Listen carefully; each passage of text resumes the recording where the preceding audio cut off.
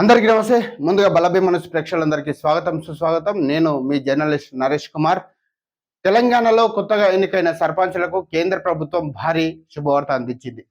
ఎప్పటి నుంచో గ్రామ పంచాయతీలకు రావాల్సిన బకాయిలకు సంబంధించి కీలక ప్రకటన వెలువరించింది. 15వ ఆర్థిక సంఘం నిధులను తాజాగా కేంద్ర ప్రభుత్వం విడుదల చేసింది. తొలి విడతలో భాగంగా 259.36 కోట్లను విడుదల చేసింది.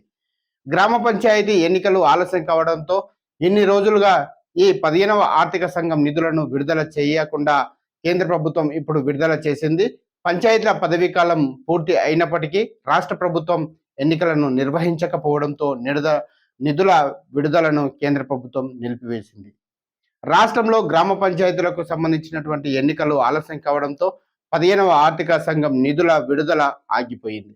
ఈ క్రమంలోనే కొన్ని రోజుల క్రితం తెలంగాణలో గ్రామ పంచాయతీ ఎన్నికలను రాష్ట్ర ముఖ్యమంత్రి రేవంత్ రెడ్డి ప్రభుత్వం నిర్వహించింది. ఈ ఎన్నికల ఫలితాలు వెలువడి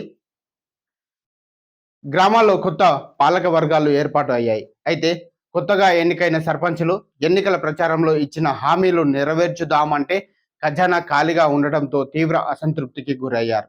ఈ నేపథ్యంలోనే తాజాగా తొలి విడత నిధులు రిలీజ్ కావడంతో భారీ ఊరాట కలిగింది.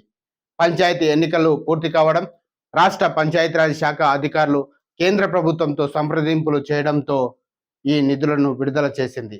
అయితే 15వ ఆర్థిక సంఘం నిధుల కింద కేంద్ర ప్రభుత్వం మొత్తం 3,000 కోట్ల వరకు తెలంగాణకు ఇవ్వాల్సి ఉండగా మొదటి విడతలో భాగంగా ఈ 259.36 కోట్లను విడుదల చేసింది.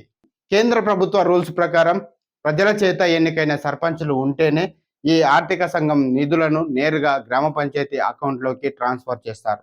ఈ నిధులను గ్రామాల్లో మౌలిక సదుపాయాలకు